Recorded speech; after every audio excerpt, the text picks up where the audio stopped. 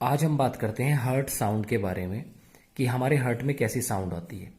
हमारे हार्ट में लब पहली साउंड आती है closing of bicuspid and tricuspid valve, और डब साउंड होती है closing of semi lunar valve. जिस समय लेफ्ट वेंट्रिकल कॉन्ट्रैक्ट होता है तो हमारा ब्लड एओर्टा में जाएगा, उस समय यहाँ प्रेजेंट होने वाला बाइकस्पिड वॉल्व बंद हो जाता है।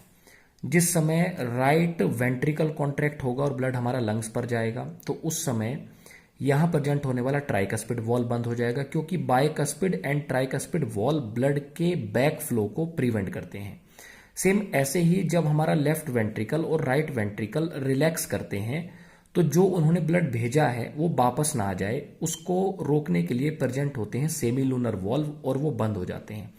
तो हार्ट साउंड में हमारा लब एंड डब साउंड हम कंसीडर करते हैं।